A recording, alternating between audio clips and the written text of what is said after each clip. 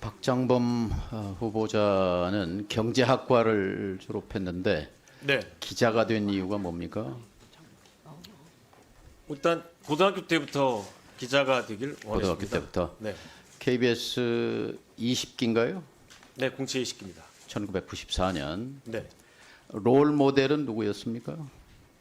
특별한 롤 모델은 없었어요. 고등학교 때부터 기자가 되려고 했으면 뭐 생각한 사람이 없어요? 네, 특별한 롤 모델은 없었습니다. 그러면 박장범 후보자는 후배 기자들에게 롤 모델이 될 수 있습니까? 그건 뭐 제가 자신 있게 말할 수는 없습니다. 94년에 입사인데 91년에 입사한 KBS 보도본부 18기, 19기, 20기 거기는 선배죠. 18, 19기는 선배, 20기는 동기, 그리고 50기까지 거의 30년 후배까지 한 기도 빼놓지 않고 전부 박장범은 안 된다 이렇게 릴레이 성명을 냈어요. 이게 뼈 아프지 않습니까? 네, 그분들 성명을 다 읽었습니다. 뼈 아프지 않습니까? 아무튼 잘 새겨들을 말이 많다고 생각합니다. 성명의 그 공통분모 핵심은 뉴스도 망치고 KBS도 망칠 사람이다 이렇게 규정하는데 인정하지 않으시겠죠? 동의하지 않습니다. 29기 후배들 성명을 한번 제가 들려드리겠습니다. 보도본부 구성원들이 먼저 반대의 목소리를 내게 된 것은 그를 이미 알고 있기 때문이다. 리포트 제작자와 뉴스 앵커 관계 속에서 뉴스를 만들어 오면서 그가 어떻게 KBS 뉴스를 훼손해 왔는지 겪어봤기 때문입니다. KBS 뉴스 진행자로서도 결격인 그가 KBS를 이끄는 리더가 되는 것은 부적절합니다. KBS를 망가뜨리는데 일조한 그가 이제 공영방송 KBS를 더 큰 수렁에 빠뜨릴 수 있을 것이라는 위기감의 발로입니다. KBS 사장은 KBS 얼굴입니까? KBS를 대표하는 얼굴 중에 하나죠. 얼굴이지요. 보도본부 32기 33명의 취재기자와 촬영기자들은 이렇게 성명합니다. 박근혜 정권 때 사회부장이었던 후보자는 최순실 사건과 관련해 관련 기사들을 애써 외면하고 박근혜 최순실 게이트를 비호하고 은폐하는 데 앞장섰다. 인정하십니까? 인정하지 않습니다. 그랬던 박장범이 KBS 사장이라니 가당키나 한 일인가? 보도본부 42기 후배들입니다. 10년차 기자인데요. 권력에 질문하지 못하는 기자는 기자가 아니다. 그런 자가 공영방송 수장은 더더욱 아니다. 박 후보자에게 촉구한다. 더 이상 KBS를 정권에 아부하는 수단으로 이용하지 말라. 후배들의 이 뼈아픈 질문에 대해 반성하지 않습니까? 네, 저 자신을 한번 되돌아보고요. 지적에 대해서는 겸허히 수용하겠다는 생각을 가지고 있습니다. 반성합니까? 제가 어떤 잘못을 했는지 되돌아보는 계기를 삼겠습니다. 반성은 안 합니까? 특별히 뭐 성명서에 대해서 반성할 생각은 없습니다. 성명서가 아니고 그 지적에 대해서. 뭐 특별히 반성할 내용은 없다고 생각합니다.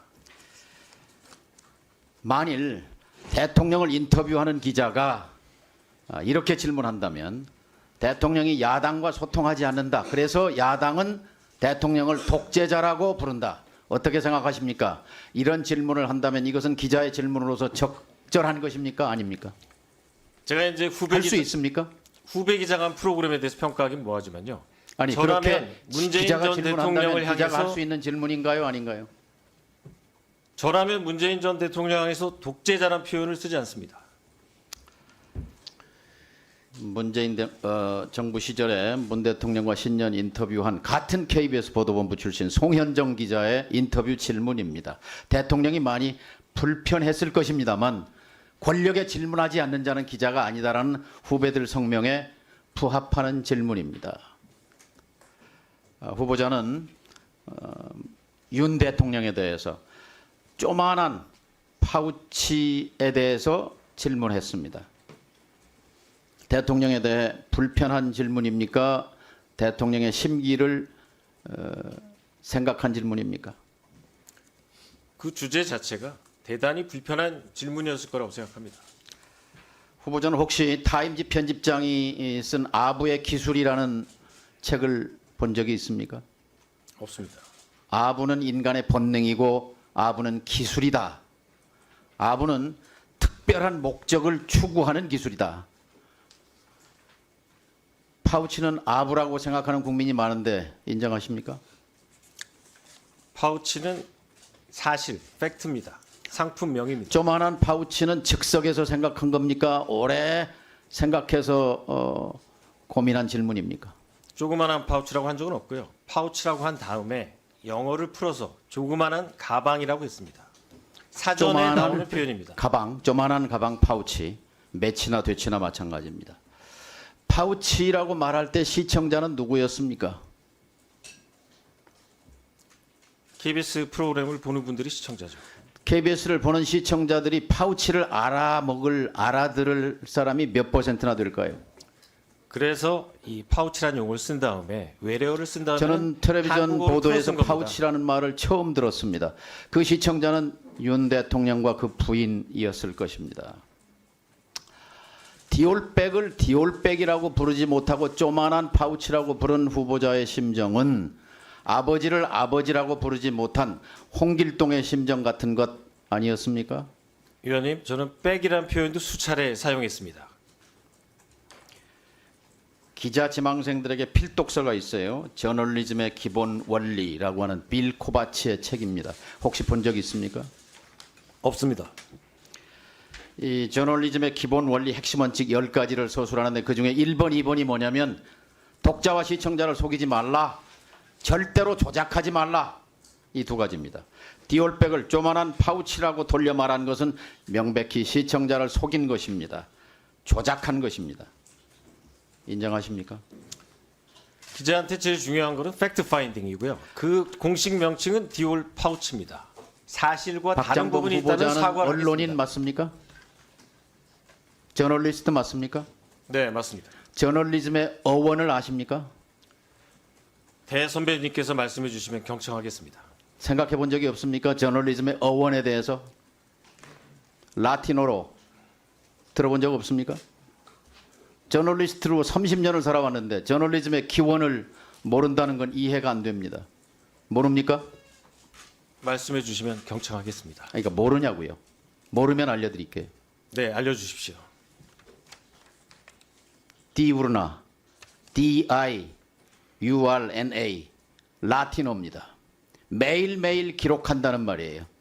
어원입니다. 저널리즘. 네, 알고 싶은 욕망, 대중들의 욕망을 거기에 정보를 제공하기 위해서 가장 중요한 것이 정확성입니다. 정확한 단어입니다. 정확한 개념입니다. 조만한 파우치는 정확한 말이 아닙니다. BBC 가보셨습니까? 네. BBC 보도 준칙 핵심이 뭐예요? 공정성과 신뢰성이라고 알고 있습니다. 불편, 부당, 네. 객관 공정이죠. 위장 전입은 그렇게 명확하게 사과하면서 이 조만한 파우치에 대해서는 좀 시원하게 사과할 용이 없습니까? 위원님, 조그만한 파우치라고 한 적이 없고요. 파우치에 대해서. 파우치에 대해 사과할 용이 없어요? 사실관계가 틀렸으면 제가 사과합니다. 하지만 그 제품의 사과할 공식... 이유는 세 가지입니다. 첫째, 권력에 대한 아부가 명백하기 때문입니다. 두 번째, KBS의 명예를 실추했기 때문입니다. 세 번째, 국민의 눈높이에 이것은 부정확한 표현입니다. 국민은 파우치를 모릅니다. 네, 의원님 말씀과 지적 잘 새겨 듣겠습니다. 사과하시는 게 좋을 것 같습니다. 권력의 눈치를 보는 언론, 저널리즘, 권력에 봉사하는 저널리즘, 언론은 저널리즘이 아니고 언론이 아닙니다. 민주 공동체를 파괴하는 일입니다. 저널리즘이, 언론이 충성해야 할 대상은 시민입니다. 동의하십니까? 네, 맞습니다. 동의하신다면 깨끗하게 사과하십시오. 부적절한 표현이었다고. 거듭 말씀드린 것처럼 그 파울 디우치는 상품명입니다.